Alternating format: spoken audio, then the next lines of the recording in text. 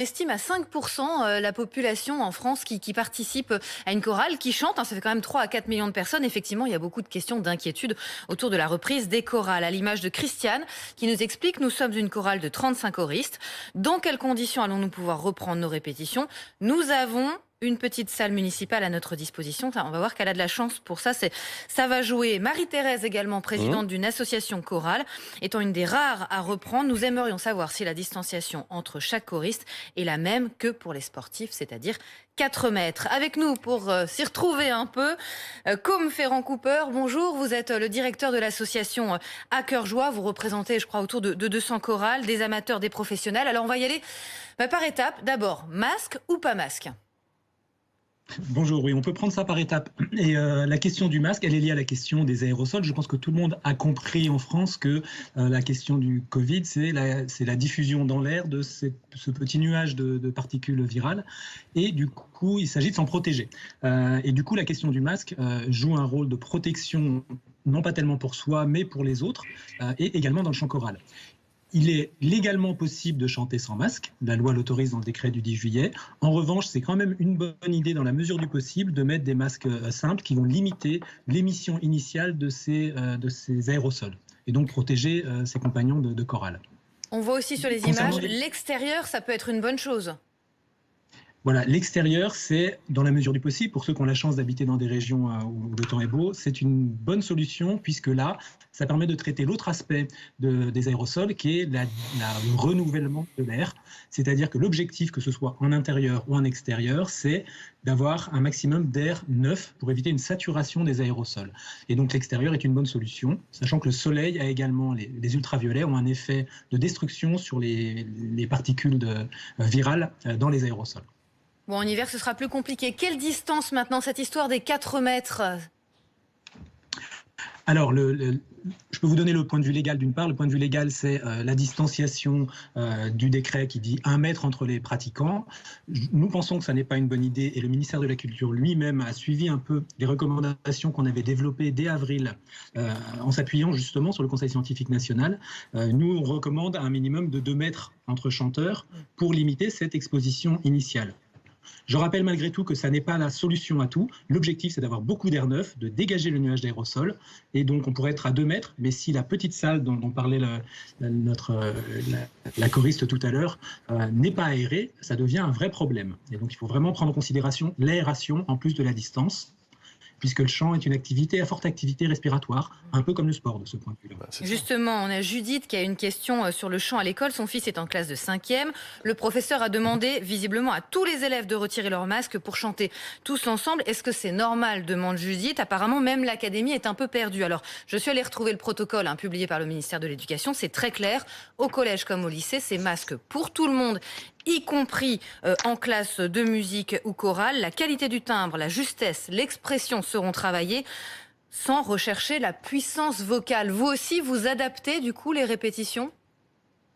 Alors, toutes les chorales doivent adapter leurs répétitions. Effectivement, on voit qu'il y a un certain nombre de protocoles selon les ministères qui sont parfois un peu divergents. C'est ce qui rend assez complexe l'orientation pour les chorales sur le terrain. Ça, c'est pas très facile. Nous, on recommande évidemment une adaptation liée à la situation concrète de la chorale, sa démographie, est-ce qu'il y a des personnes âgées, les espaces de répétition qui lui sont effectivement sont disponibles, et puis et puis voilà, ça doit vraiment s'adapter à la réalité de chaque chorale. Nous, on a créé un petit guide d'aide à la décision, parce qu'on ne peut pas donner une réponse qui marche pour tout le monde, pour aider les chorales à se positionner collectivement, que tous les chanteurs puissent participer et trouver des solutions. Je tiens à signaler que le secteur est en danger, c'est-à-dire effectivement c'est 3,5 millions de personnes en France, et l'activité est en grande partie compliquée. Beaucoup réussissent à reprendre, mais c'est une situation très difficile, il faut quand même le souligner, avec une attention des autorités un peu moindre que d'autres activités de loisirs, parce qu'on est calme habituellement. Mais voilà, donc on aimerait... Là, vous vous faites entendre. Non, mais c'est vrai qu'au tout début de la crise, c'est aussi parce que des chorales, en France, mais dans le monde entier, ont été en fait à l'origine de fortes contaminations. Parce que vous le disiez, évidemment, on respire fort quand on chante, on projette aussi autour de soi ces fameux aérosols ou même carrément des gros postillons. Tout à fait. Mais au-delà, ce qui s'est passé aussi, il y a eu l'aspect aérosol, mais aussi, je rappelle que le cœur, c'est un espace de convivialité, d'amitié, de lien social. Et donc, dans ces contaminations initiales, a joué aussi énormément le repas partagé ensemble, les contacts, les embrassades. Au début de l'épidémie, on était évidemment dans une situation différente. Au jour d'aujourd'hui, il est possible, et nous encourageons les chorales à reprendre une activité. Ouais. Là, en fait, ce que vous décrivez, évidemment, c'est ce qu'on pourrait appeler les répétitions, mais il y a aussi des moments où les chorales, vont faire leurs prestations sur scène. Je suis allé au théâtre la semaine dernière, les acteurs, et ils étaient nombreux sur scène, n'avaient pas de masque. Alors, est-ce qu'on peut imaginer que lors d'une prestation sur scène, dans une salle, là, on aura le droit de retirer son masque ? Alors, il est légalement autorisé de retirer son masque dans les établissements recevant du public, des catégories qui nous concernent, pour une activité artistique. Donc, c'est légalement possible, et c'est ce qui se passe. La question, c'est est-ce que c'est sanitairement souhaitable ? Et c'est notre combat un peu depuis le début, que d'aider les chorales à se positionner par rapport à ça, selon leur propre réalité. Parce qu'en fait, le chant choral, c'est des jeunes qui vont chanter de la pop, des vieux qui vont chanter de la pop, du classique. Il y a vraiment une très très grande diversité avec cet outil qu'est le chant collectif. Et donc, c'est compliqué de dire il faut que ça se passe comme ça. Donc, il est normal que dans la salle de spectacle, vous voyez des gens sans masque, c'est légal en tout cas. Est-ce que c'est souhaitable ?